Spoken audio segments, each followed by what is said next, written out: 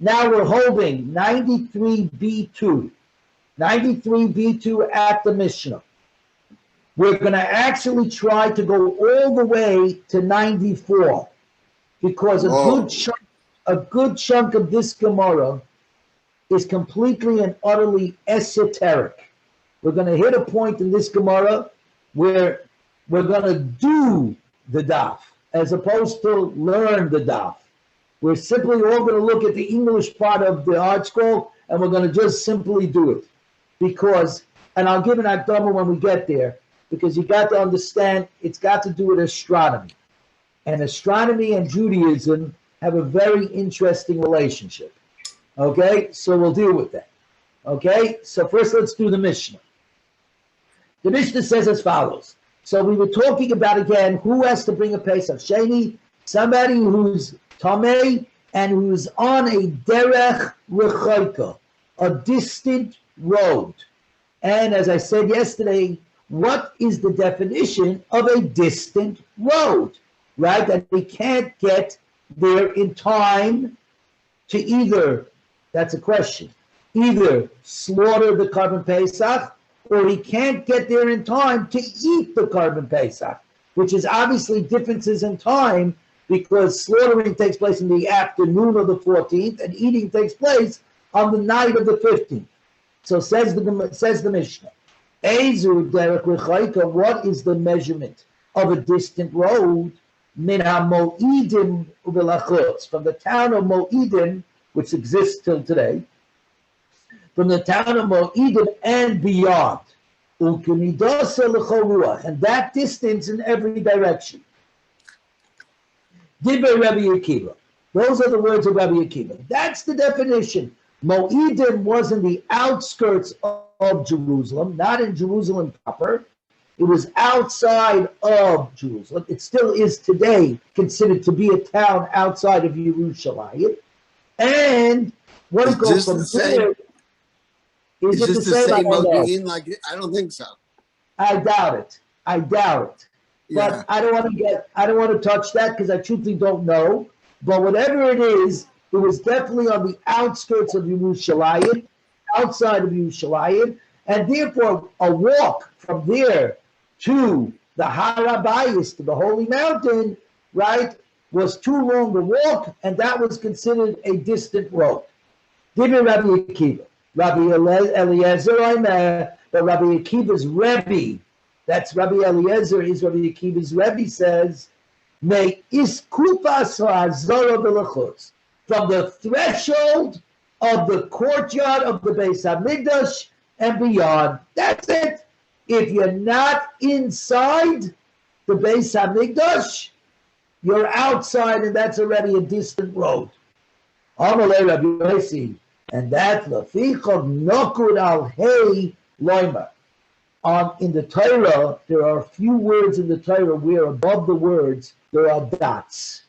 This is one of the words that has a dot on top of it.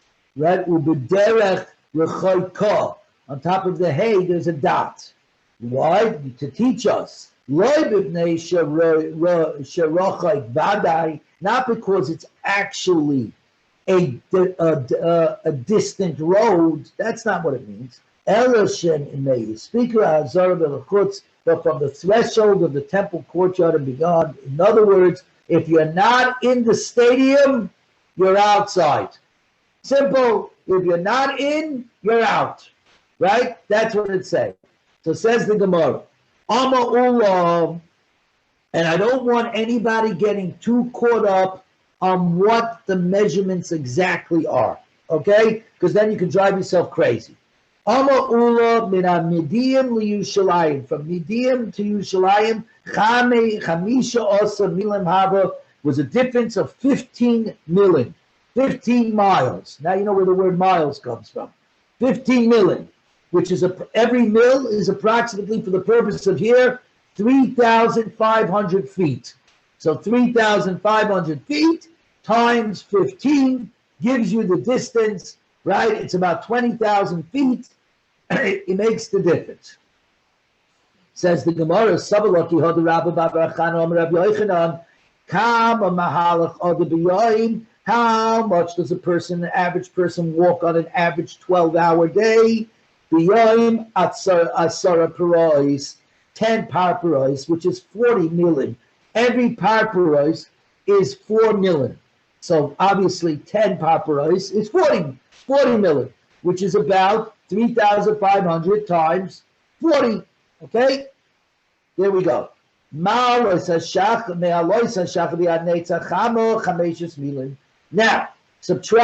this the amount that he can walk from the time of the rising of the light when he sets out till sunrise, which is 5 million. From when the sun begins to set until the stars actually come out, 5 million. A person can walk another 5. Postulate to Lawson, that leaves us over 30 million that he can walk from sunrise to sunset. It follows that he can walk 15 million from morning to noon, and 15 million from noon to nightfall, right? Because if you have 30, you have 40, 5 that you do before daybreak, 5 that you do towards the nighttime, that leaves over in the middle, 30, 15 in the morning hours, 15 in the afternoon hours. So that means 15 milim is the distance that one can walk from noon to sunset. And since when do you bring the Korban Pesach? You bring the Korban Pesach in the afternoon. You bring the Korban Pesach in the afternoon of the 14th, from the afternoon until sunset. So according to Ula, that's the definition of a distant road. That it's not going to take you there. It's a Nadir, which is going to take you, which is the limit of being able to walk 15 million, and that is how much a normal person can walk in a half a day. So if you're even slightly behind that, you can't make it, and then you're b'derech l'chayka, and you don't have to bring the first Pesach, and you bring a second Pesach Shem. Ula l'tamei, and Ula is consistent with his own reasoning. The Amma Ula. Ezu derech l'chayka. What is the definition of a distant road? Kol she'ena yochel l'ikones b'shas l'shchita. Whoever cannot arrive during the time of the slaughtering of the Korban Pesach, i.e., that it's not tied to your ability to get there by the time of eating the Korban Pesach. It's your ability to get there at the time of the slaughtering of the Pesach. Because if it was tied to eating, then call ahead, have somebody else slaughter the Korban Pesach for you, and you'll show up in time to eat, which even though you're a past Moedim, you can walk and you'll get there at the nighttime. And since the mitzvah by night to eat the Korban Pesach, according to Elazar ben Azariah, is until Chatzos, until midnight, and Rabbi Akiva holds you're actually allowed to eat the Korban Pesach all night long, the entire night.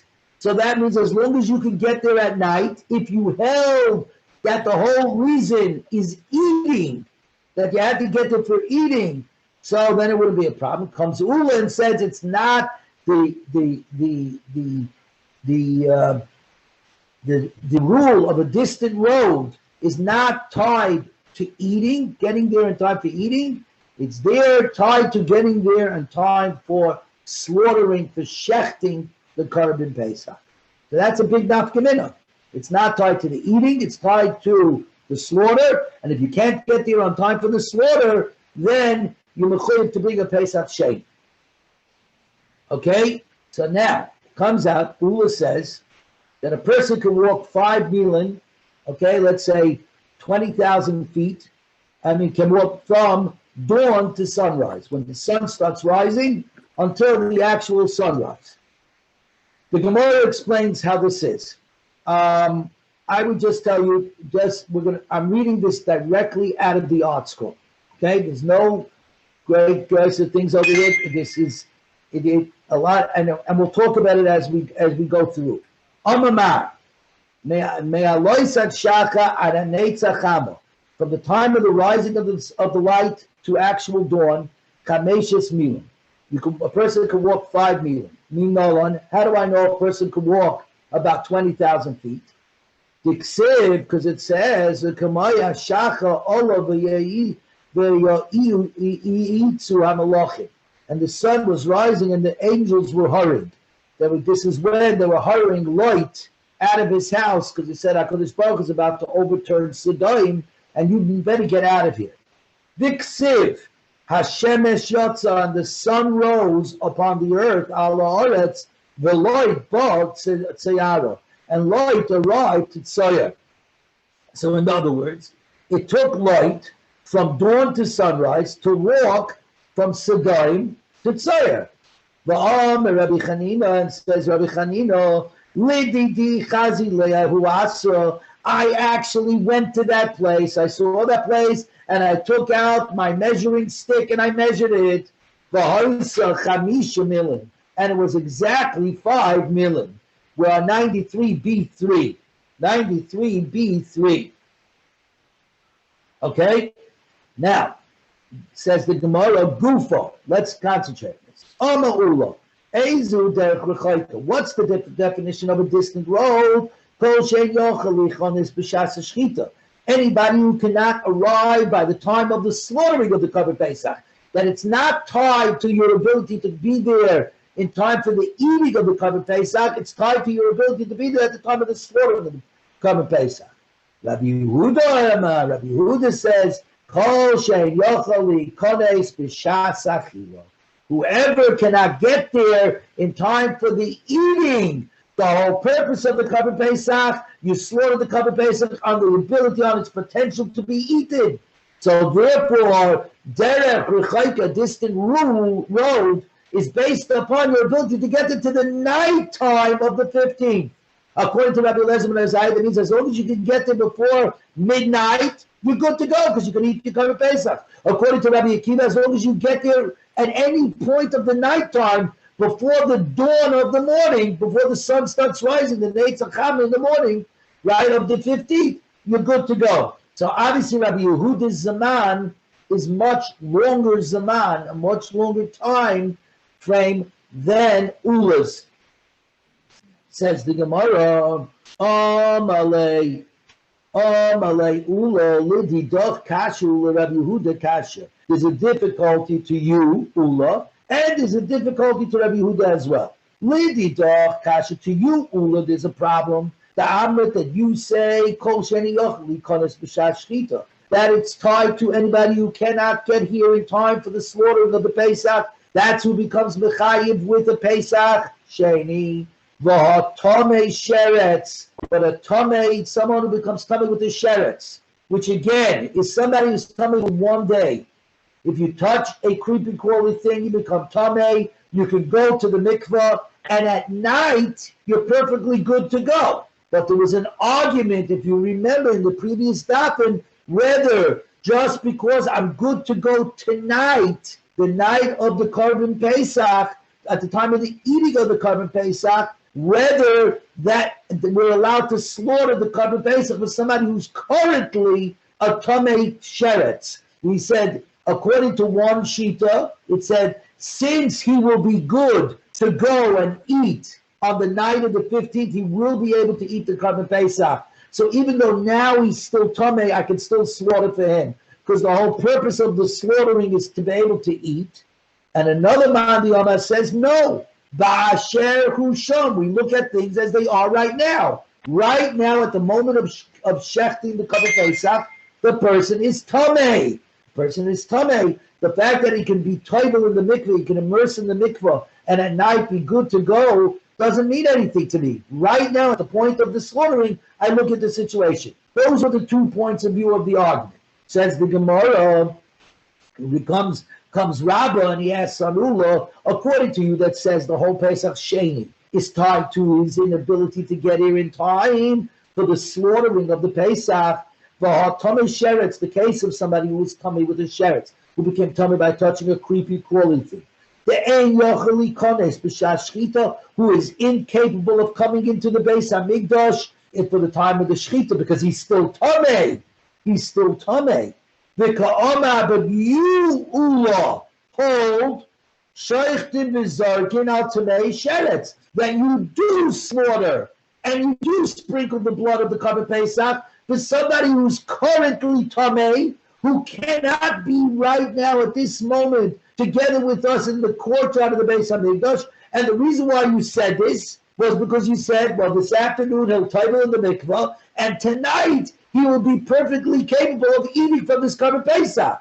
So why should it be by a tamei who cannot come into the Beis Hamikdash while the Pesach is being slaughtered? Why isn't he deferred just like somebody who's on a distant road? You're being inconsistent. Here you say by a tamei sheretz, because he'll be capable of eating at night. He'll be tahar, pure by the time the nighttime comes. He'll be able to eat. So you can slaughter it on his behalf this afternoon, even though right now he cannot come into the Beis Hamikdash because right now he's tamei. Why do you say by somebody who's on a distant road that it's tied to his ability to come for the slaughtering? Say the same thing. As long as he can be available to eat from the Korban Pesach, let somebody else slaughter for him. It's not logically on the same page. So that's the question on Ula. Ula Rabbi Yehuda Kasha, and now there's a question of Rabbi Yehuda, just the opposite. The Arma that says Koshen Yocheli Konis B'Shas Achila, that the whole Pesach Sheni and the Derech Rechoika and the distant road is tied to anybody who cannot get there by the nighttime, either by midnight or all night, right? According to Rabbi Akiva or according to Rabbi Elazar Merzad until midnight, if you can't get there at night. So it's not tied to the slaughter. It's tied to your ability to get there at night to eat from the Korban Pesach. If you could get there, even if you're on a distant road, but you could get there by the nighttime, somebody else will slaughter a Korban Pesach for you, right? So it says the Gemara, tamei sheretz, the same thing. Somebody that's metama with a sheretz, who's perfectly capable of being there for the eating because he will immerse in the mikvah and be good to go at the nighttime. Yet Rabbi Yehuda holds the kama ein sheichtim v'zarkin al tamei sheretz. He holds you do not slaughter and you do not sprinkle the blood of the Korban Pesach on the sheretz. We look at him by Asher Husham, where he's standing right now at the point of the time of the shechita, of the slaughter of the Korban Pesach. He is tamei, he's not available. He's going to be available to eat. Says Rabbi Yehuda, I'm so sorry, but right now you're not. Right now you're not. You have to bring the Pesach Sheni. It's incongruous. It doesn't make any sense. Now you're telling me on a distant road, it's not tied to the slaughter, it's tied to the eating. You're also a contradiction in your logic. So Amalei said, Ula, lididi, loy lididi kasha. To me, it's not a question. The loy to Rabbi Yehuda kasha, not to Rabbi Yehuda, it's neither a question. Lididi, to me, Ula, loy kasha, derech rechaike l'tohar, vein derech rechaike l'tamei. The heter of a distant road that we say, okay, you're off the hook from bringing a Pesach Rishon. You now are required to bring a second Pesach, but you're not going to get chorus. You're not going to get cut off for not having brought a first Pesach. Is by a tahar person, by a person who's tahar. You're tahar, I'm letting you off. But a tamei person, he's heter, that he does not get chorus for not having brought the first Pesach, is not tied to a distant road. In other words, even though you end up at the same place, that both are okay to go to bring a Pesach Sheni and do not get chorus for not having brought a Pesach Rishon, the logic is completely different. The logic of derech rechaika, a distant road, is for a person who's uncontaminated, a pure person. You would have said you're a pure person, you should have gotten here early.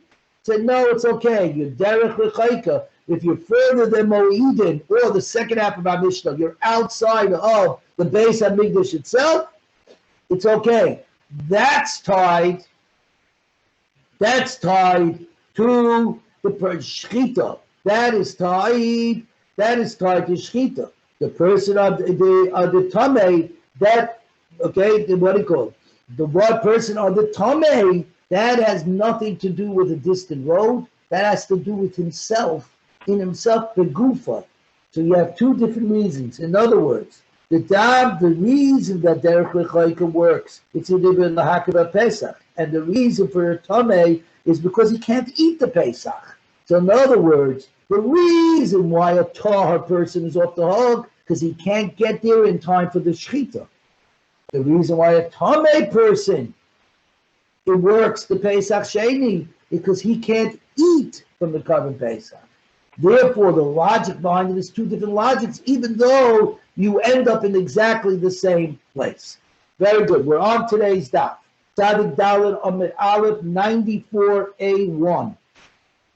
Rabbi Yehuda Loikasha, he doesn't either have a problem. Tomei Sheretz Rachmana Dachya. The Torah specifically comes to exclude somebody who contracted Toma from a Sheretz from bringing the Pesach, from the Pesach obligation of Pesach Rishon. How? It doesn't actually say that in the pasuk about the creepy, crawly Tomei. The Ksiv, Ish, any man, Ki Yiu Tomei Lenefesh, who shall become Tomei through a corpse, gets Tumas Mace, the Tum of a mace. Milo Yaskinin, are we not talking about a case? Shechal Shabi Shaloi Liyos Be'erev Pesach, that this Tum of mace, his seventh day, which remember, he's Tomei for 7 days and then goes to the mikveh and is purified. His seventh day is Erev Pesach, the day of the slaughter of the Pesach. And still the Torah says, even though you will be available to eat the Korban Pesach on the night of the 15th, because that will be already the start of your 8th day, and you'll have Torah, the Torah still comes and says, the fact that right now, at the moment of the Shechita as Pesach, you're Tameh, you're still Tameh. That's good enough, says the Torah. No Pesach Rishon for you, only bring a Pesach Sheni. Therefore, the logic then applies to also a Tumas Sheretz. The Tumas Sheretz is Tameh for only 1 day. What's the idea? He toivels, and that night will be good to go. Says the same problem. But right now you are Tameh. No different than right now a Tumas Mace on the 7th day is still Tameh. The fact that you will be good to go tonight, that's got nothing to do with us. The Torah comes to tell us at this moment in time, you're Tameh and we cannot shecht. You can't shecht. We don't have somebody else shecht for you. We don't have somebody else do the sacrifice for you. You're potter from a Pesach Rishon and you need to bring a Pesach Shem. Now, says the Gemara further, Tanu Rabbanan, if somebody was standing beyond Moedim in the afternoon of Erev Pesach on the 14th of Nisan, and he's able to make it by jumping on a fast horse to get his Lamborghini and make it to the Beis Hamikdash, right? I might have thought he would then be chayiv koris by not taking advantage of the ability to get to the Beis Hamikdash, even though he's behind, he's past Moedim. Talmud loima ubederech loyhoya, and if he was not on a distant road. In other words, the pasuk says, "Ish ashrutar," a person that was pure. Ubederech loyhoya, and he was not on the road. V'choda lasis haPesach, and he did not bring the Pesach. V'nikvas hanefesh shahid, this soul will be cut off. Right? So it says the penalty of kares is only somebody who was not on a distant road. V'aloi hayi b'derech. This guy was on a distant road. He was further than Moedim. He was perfectly capable of getting there. It doesn't matter. We look at the facts. Where are you standing in the afternoon of the 14th? You're standing behind Moedim, you're off the hook. But now, but what happens if the person was standing within Moedim and closer? So he was within 15 miles of the Beis Hamikdash, but there was a traffic jam.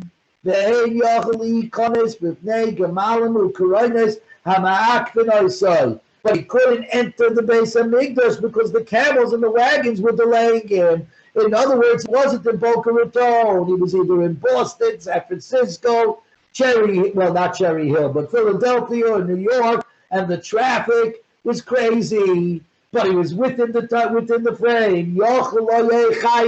You would think to say, I got caught in traffic, right? I got caught in traffic. I'm sorry. You can't blame me. I was caught in traffic. It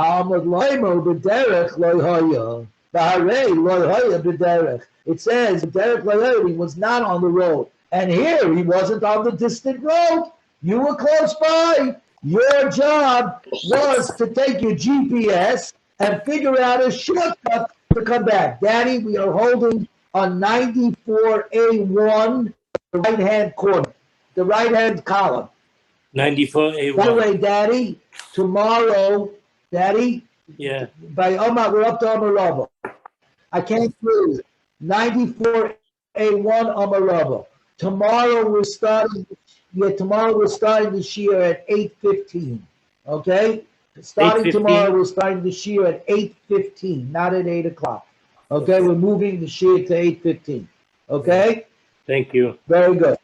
8:15. Yeah. Okay, so now I'm telling everybody, now I need to give an Akdama. The Gemara that we're about to tackle shall not be taken literally. It is talking about things that are berumai shel olam, in the firmament above the world. It is beyond our pay grade to truly understand the Gemara that's coming up right now. The Gemara in a basic astronomy, I'm going to quote you from the Rambam in Yesodei HaTorah, the foundations of the Torah, the first section of the Rambam, in the end of the 4th parak. He actually says over here, Ba'af al pi shegedolei Yisrael hayu v'chachamim gedolim hayu, even though they were great and great sages, lo kulam hayu behem koyach liyadio lahasik kol hadvarim alaruyim. They didn't all have great understanding and understanding of how the world runs, because nobody does. The Rambam at the beginning of the 4th parak brings down from the Greeks, fire,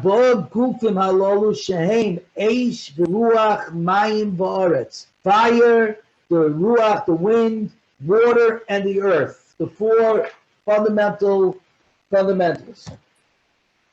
The Rambam writes in many places that our understanding of astronomy comes from the Greeks. He brings this down. So the Gemara that we're about to embark on is going to be talking about, as you know, we were just talking about derech rechaika and how long that is, distances. We're now about to talk about many kind of different distances. We're not going to understand this. We're going to do the daf today. We're not going to learn the daf. We're going to do the daf with the full understanding that if you try to understand this Gemara from a basic Pashut Pshat, the simple meaning, it doesn't really make sense. And it's not like Chazal didn't know. Chazal clearly knew the world was round. And many times the Gemara talks about it. They knew that time itself was relative, meaning that there are time zones, that the sun constantly doesn't hide, doesn't slide into a seat overnight and pop out the other side. That's not what we're talking about here. They obviously knew that the sun shines constantly, and it's just the earth is moving around the sun. So this Gemara that we're about to learn, you have to understand that the Maral Miprag, Rabbeinu Chananel, all bring up esoteric things that are going on, which are beyond all of us. Okay, there are things that are hidden from us in plain sight. This is no different than the Maisa Merkava, the story of the chariot.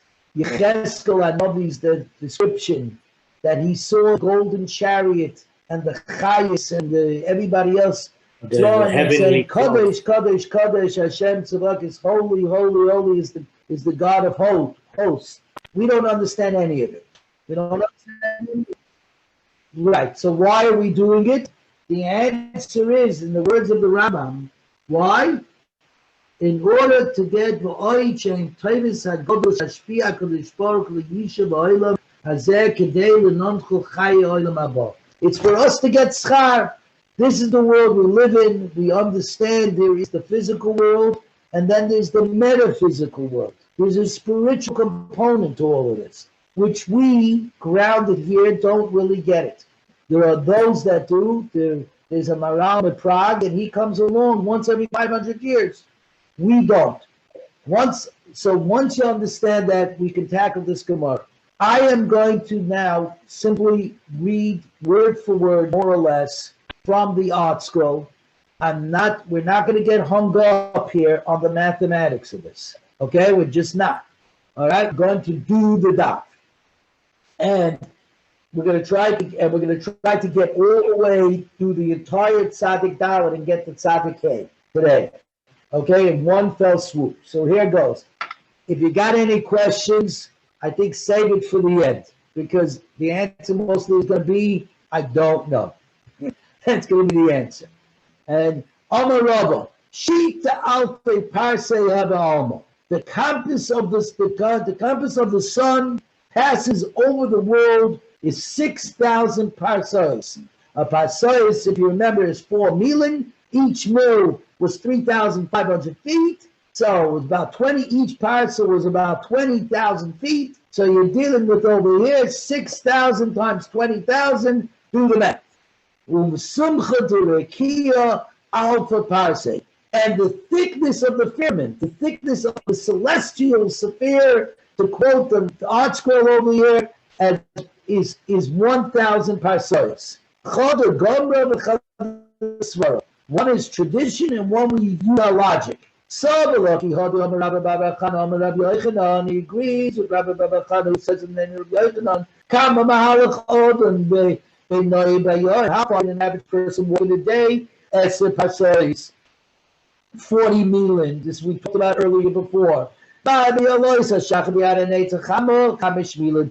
time the sun gets to rise until actual break, until dawn, 5 million. The starts getting dark until the stars come out, 5 million. Therefore, we've got 30 million that he can walk. Now, we go ahead, we treat the mil as a unit of time, so that the time from sunrise to sunset is 30 million. I'm reading the art scroll 94A2, makes it 6 times as long as the time from dawn to sunrise or sunset to emerging. Obviously, 5 million versus 30 million. 6 times 5 is 30. Okay?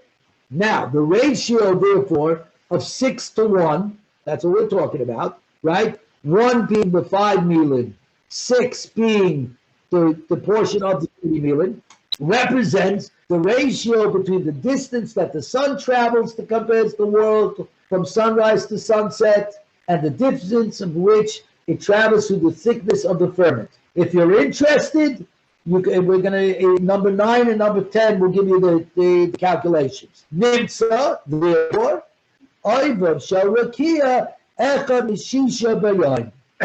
It turns out that the thickness of the firmament is 1/6 of the sun's compass during the day. If you quickly look at number 9, bottom of the art scroll, dawn to the sunrise is 5 million. Sunrise to sunset is 30 million. Sunset to the emerging stars is 5 million. It follows the period between sunset and emerging stars is 5 over 30 is 1/6, as long as the period between sunrise to sunset. Corresponding, the thickness of the firmament is 1/6 the compass of the sun from the sunrise to sunset. Fine.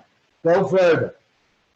Meisvei, they questioned it from a brayso. Rabbi Yehuda oivav sharakia echad meyasara bayoy. the thickness of the firmament is 1/10 of the sun's compass during the day.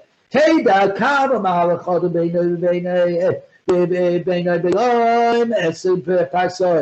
far can an average person walk in a day? 10 parseis, 40 milin. He says now, from the rise of the sun till dawn, he can walk 4 milin, not 5 milin. This Brisa says a person can only walk from the time that the sun begins to rise until actual dawn, only 4 milin. So therefore there remain, and also from the time it gets dark until the actual coming out of the sun, stars, only 4 milin. So it comes out that the middle during the day from sunrise to sunset 32. is 32 milin. Obviously, because they only say 4 and 4 is 8, as opposed to 5 and 5 being 10. So we're dealing with 32. It therefore comes out that the thickness of the firmament is 1/10 of the sun's compass during the day, as opposed to 1/6. If you're interested in seeing this, look at number 10. We go further.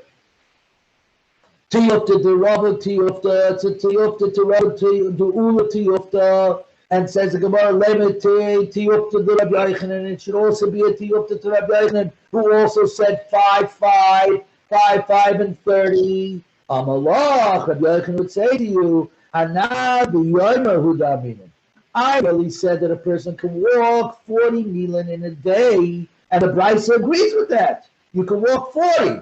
It's only a question of how much of that 40 takes place in the middle of the day versus at the beginning by sunrise and versus at the end by sunset. The Rabbanan who the Kotori, but it's the other Rabbanan, Ula and Rabba, who made a mistake and overestimated the distance that people can walk from the time that the light comes up to dawn and from the time of sunset to the coming out of the stars. The and the source of the error is that they counted the extra mil that people gain by starting out early before dawn and stopping late after emerging from the stars. Again, what this really all means is beyond our pay grade. It's got every one of these lines is an esoteric idea about humanity and life, and which I can't even begin to explain. Should we say that this is also a shloga, a refutation of Rabbi Chanina, who said the difference between Sodom and Soya, which light traveled from when the sun rose until dawn, right until sunrise, was exactly 5 milin when the angels rushed them out of Sodom. Says, no, they rushed him. The angel and Malachim rushed light. Shani, when you're rushing, you can cover a lot more ground. You got to figure that light was running. So he was running. He was able to travel 5 miles. But a regular person can only travel 4 miles. Good. 94A3. 94A3. Tashma, we got another question. Mitzrayim, Egypt. Who Arba Meis Parsa al Arba Meis Parsa.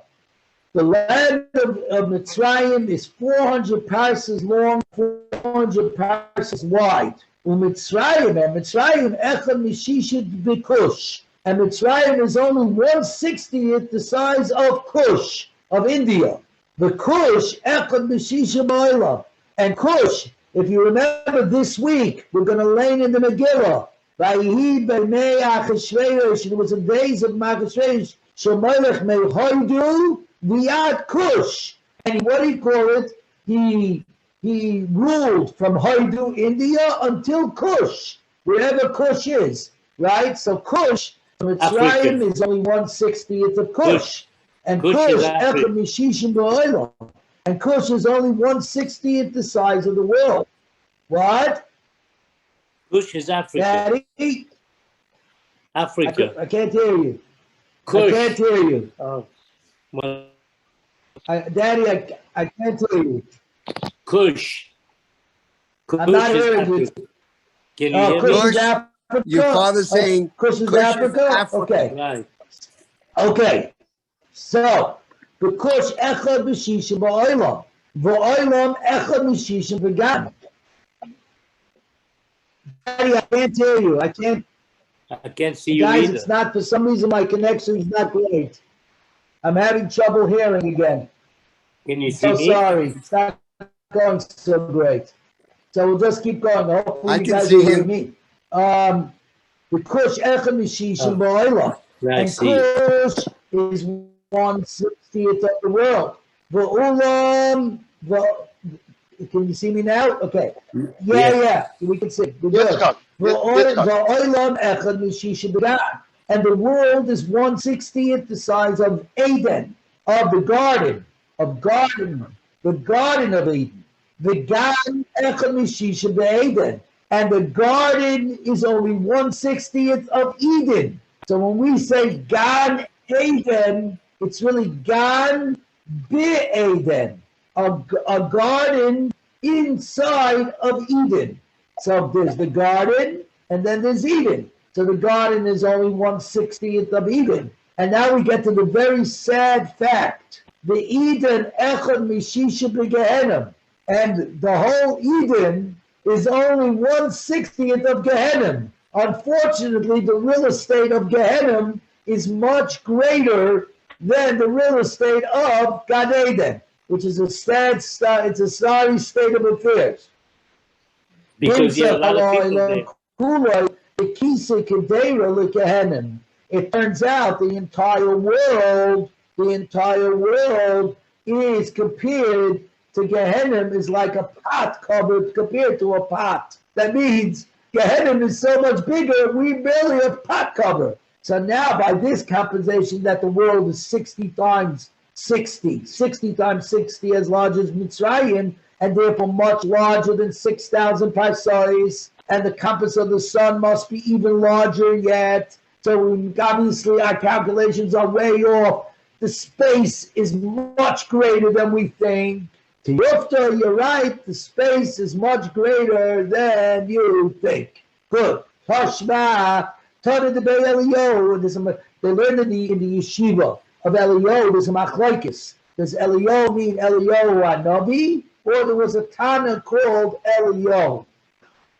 Tashma, the Tana de Eliyahu, Ram Nosson Oimeh, Kol HaYishuv Kula Tachas Koichav Echad Yoshev. All of civilization is sitting under one star. Now, what does this mean? I don't know. Because what is civilization? Is it only Eretz Yisrael? Is it Mesopotamia? Is it Egypt? Is it China? Is it America? Is it South America? I don't know the answer. We go further. Okay? Teda, you should know this is so. That if a person sets his eye on one star, and he works eastward, the star remains in the same place opposite him. If he walks in any direction, it will always remain opposite him. This means that all of civilization lies under one star. This obviously contradicts Rava's view that the world is only 6,000 parsecs. Otherwise your perception would be different. Tiyufta, it is a tiyufta. Obviously, the Gemara is not talking about our perception of the world. And this Gemara, as clear as any that we're learning today, the Gemara is hiding whatever it is that it's trying to tell us over here. What does this mean that we're dominated under one star? Is the star larger than all of our worlds, etc.? It's way above my pay grade. Okay? The article on the bottom is trying to explain this in as logical a way as possible. I would not rely. In other words, I would not. That's the way to try to explain this Gemara. But the reality of this Gemara is that it's beyond us. It's beyond us. That's the truth. Okay, let's go further. 94A4. 94A4. Toshma, now we're getting into the zodiac. Egra B'Tzafon, the Akra B'Dorim, the constellation of Taurus, the calf, is in the north, and Scorpio, the scorpion, is in the south. B'chol Yishuv Kuloi, Eina Yishuv Elabei, Egla L'Akra, and all of civilization lies between the two of them. B'chol Yishuv Kuloi, Eina Elo Sho'achas B'Yoyim, and more than that, it takes the sun just 1 hour to pass over all of civilization. She'ein chama nichnas liyoshev el sho'achs b'yoyim. For the sun does not enter over civilization except for 1 hour a day. And if anybody can tell me what that means, Tova alecha bracha. You're blessed. Teda, and here's the proof. Shebechomesh chama b'mizrach. For in the 5th hour of the day, the sun is everywhere is observed in the east. And obviously in the afternoon, in the 7th hour of the day, the sun is observed in the west. From 5.5 hours to 6.5 hours, it's standing on top of everybody's head. Now, since this is a universal experience wherever you are on the ball of the world, this is the way it works. And by 5.5 hours, the sun is still in the east. By 7.5 hours, the sun is in the west. And in the middle, it's right above you. The sun must pass over civilization during the middle hour of the day. So in other words, the circuit of the sun is 12 times the size of the entire civilized world, which is itself far larger than 1,000 parsecs. To Yukta, it's therefore a refutation of Rava's view that the compass of the sun is only 6,000 parsecs. Tashma, the Rabbi Yochanan ben Zakkai, Ma teshuva shivu baskoloi sarosh. What answer did the heavenly voice, did the baskol, the echo voice, give to that wicked man Nebuchadnezzar? When the terrible Nebuchadnezzar destroyed the first base of Migdash, said, of Adame Le'elyon, I will ascend above the clouds, I will liken myself to the Most High. Nebuchadnezzar said, I'm a God and I'll contend with the Creator. Yotza Basko V'Amrloi, a Basko came out and said to him, Rasha ben Rasha, wicked man, the son of a wicked man. We're on 94B1, 94B1, and the goal is in the next 10 minutes to get all the way to the bottom. Benoi, ben Benoi Shem Nimrod HaRosha, grandson of the wicked Nimrod, Shemod Shehimrid Eskolo Olam Kulei Alai B'Melchusai, who led the whole world in rebellion against me. That, of course, is the Tower of Babel, right? The Migdal Baba, right? That's when after the flood, right, when they all came to the valley and decided to build a skyscraper to contend with Hashem, where Rabbi Yonason Eichshit says they were actually building a spaceship. And Rabbi Yonason said this in the 1700s. They were building a spaceship, right? How many other years a man? Shivim Shana, 70. V'im Geburah Shmoinim Shana, and with strength, 80. And maybe Esim Shana, until 120. Shenema Yemei Shinasegavam Shivim Shana, V'im Geburah Shmoinim Shana.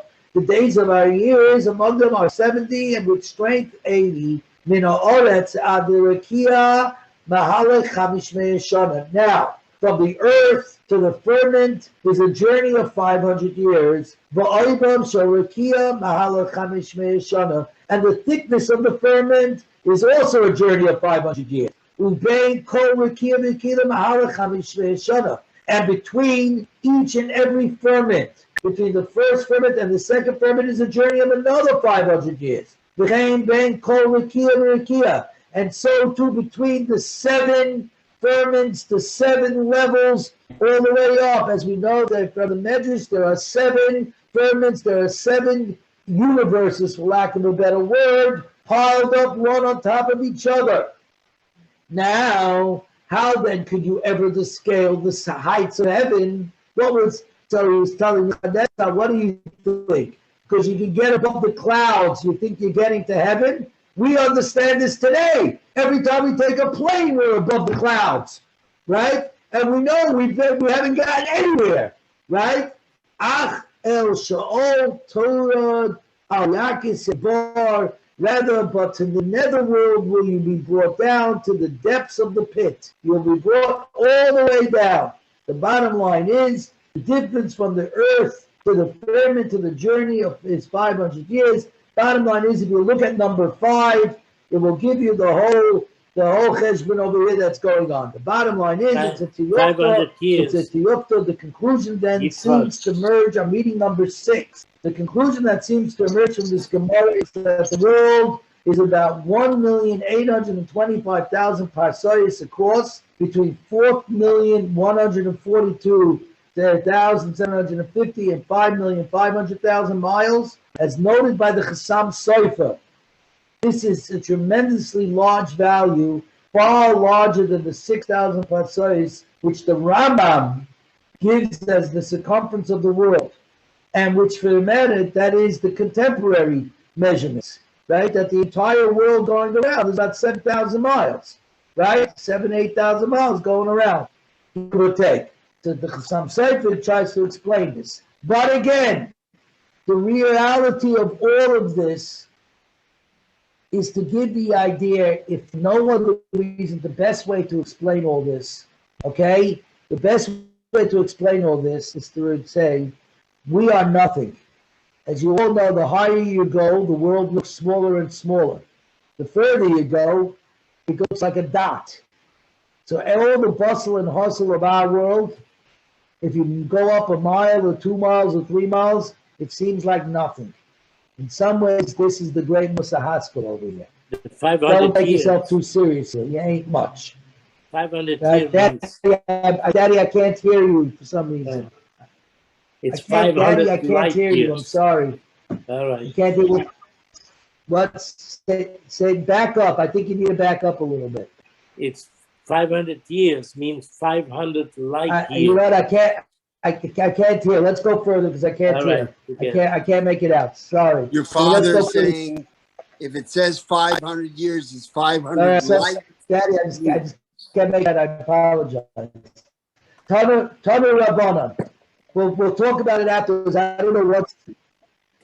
I'm having trouble hearing everybody. It's no good. Okay, you guys talk about yourself because I can't hear it. I'm having trouble. I'm having the trouble. I don't know why my computer is not picking everybody up. Okay. Now this is interesting. The sages of Klal Yisrael said, Galgal Kavua Umazolos Chayzu. The wheel of the zodiac is fixed, and the constellations revolve slightly and then return to their place. But the Gentile sages, the Greeks say, Galgal Chayze Umazolos Kiburim. The wheel of the zodiac revolves, and the constellations are fixed in it. 94b2. 94b2. Amar Rabbi to Shuva L'Livreyan. I have to say, says Rabbi, their words can be found, the words of the Goyish sages can be found, because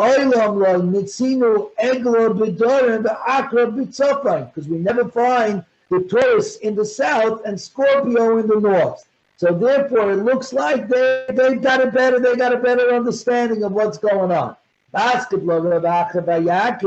The Dilma Kevutsina de Irecha Inami Kitsinoira de Dasha. Maybe it's like two spheres rotating like the blade of a mill or like a pivot of a door. In other words, it's shifting back and forth. So maybe our way is correct too. There's a slight wobble, but everything remains in its spot. The Chachmei Yisrael, the Jewish sages say, "Bayoim Chama Ma'aleches Lamata Ben Rikia." And the sun travels below the vault of the firmament. Ubelayla Lamala Min Rikia, and at night it travels above the firmament. In fact,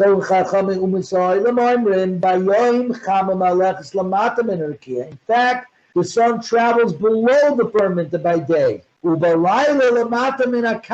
sun goes under the ground. Their words seem more reasonable than our words. For they consider that by day the well springs are cold, while at night they are not. They warm up at night. So it must mean that the sun is going under the ground, is passing under the ground at night and warming up the well springs. What exactly this means? Does this mean that we're open intellectually in science to other knowledge? Yes. Well, but again, I'm learning it. I don't understand. Tanya Rabbi Nasanaim, the Moisa Chamo, in the summer, the sun travels high in the sky. So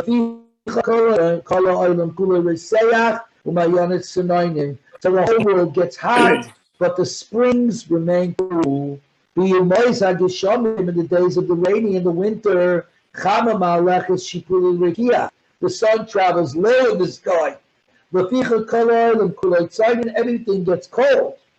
But the springs get hot because the sun is near the ground. It heats up the ground underneath the ground. The sun travels along paths regarded throughout the year.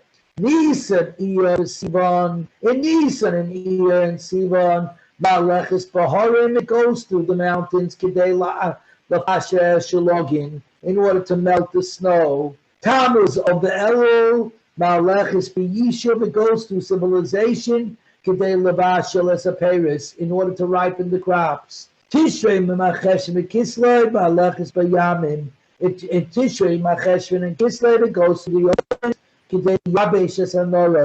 in order to dry out the rivers, so that they should not overflow. It travels through the Midbar in Tevis, Shavat, Nada. In order not to dry out the seeds that are beginning to germinate. Now, back to our Mishnah. Baruch Hashem. Back to our Mishnah. Thank God. Rabbi Eliezer Omer speaks that derech rechaika, distance, is simply from the threshold of the courtyard and back. If you're not in the stadium, you can't play the game. So if you're not in the Beis Hamikdash, even though you're standing right outside trying to get a ticket to get in, you're outside, you can't bring the Carbon Pesach. That's the way it is, right? You want to see the Yankees, you got to be inside the stadium. That's the way it goes. Says the Gemara 94b3. Ba'af 94b3. Ba'af agav the Motzi Ayo, even though he's close by. And he could get into the Beis Hamikdash if he chooses, he's deferred in Kolzeh, he's deferred to the Pesach Shem. And he doesn't get chorus. He doesn't get chorus for not bringing the Pesach Rishon, and he's deferred to Pesach Shem. And we do not say to him, come, get in, buy a ticket and get inside because of chorus. But Tanya, but we learned, oral, a Jewish oral, Shalom honors chorus. An uncircumcised Jewish man who does not give himself a bris milah in time to do the Pesach, to do the slaughter of the Pesach, to bring the Carbon Pesach, does get chorus. Divrei Rabbi Eliezer, says Rabbi Eliezer. So you see, by an uncircumcised person, we say, since you're perfectly capable of getting a bris milah, if you don't get the bris milah, you're considered to have deliberately not brought the Pesach Rishon, and you're getting chorus. Why don't we say the same thing of a person standing right at the doorstep of the Beis Hamikdash? So why don't we say to him, you what do you call, just get in here and stop hanging around outside? Why is he off the hook and somebody who's uncircumcised on the hook? Amar Abaya, derech rechaika l'tarmei, derech rechaika l'tamei.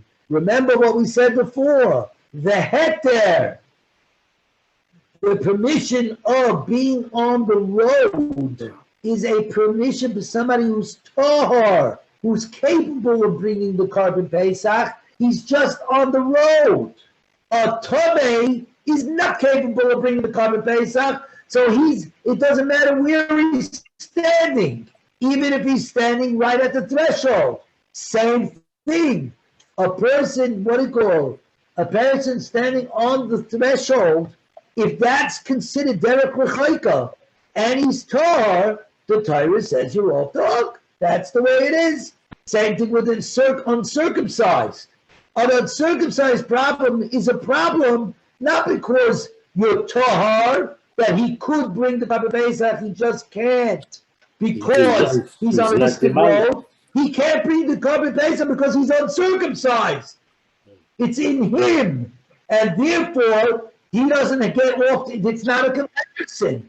Derech rechaika, distant road, you really could bring it. I just can't because I'm on a distant road. You the guy who's an Oro, who's an uncircumcised, you could be inside the Beis HaMikdash and you can't. It's completely different, logistics. Go ahead and model yourself so you can bring the carbon Pesach. It's not apples to apples. It's not a comparison on a logical situation of apples to apples. Rava says Tanoi. It's actually Machlokes Tanoim and what exactly Rabbi Eliezer said. The Tanya, Rabbi Eliezer, distance is mentioned regarding in the context of the carbon Pesach and whether you're potter from being the Pesach Rishon and you're Mechayed now to being a Pesach Sheni. And it also mentions distance with regard to Maisa Sheni. Maisa Sheni again is food that has to be eaten where? Within the walls of Yerushalayim. Just as there by guarding Maisa Sheni.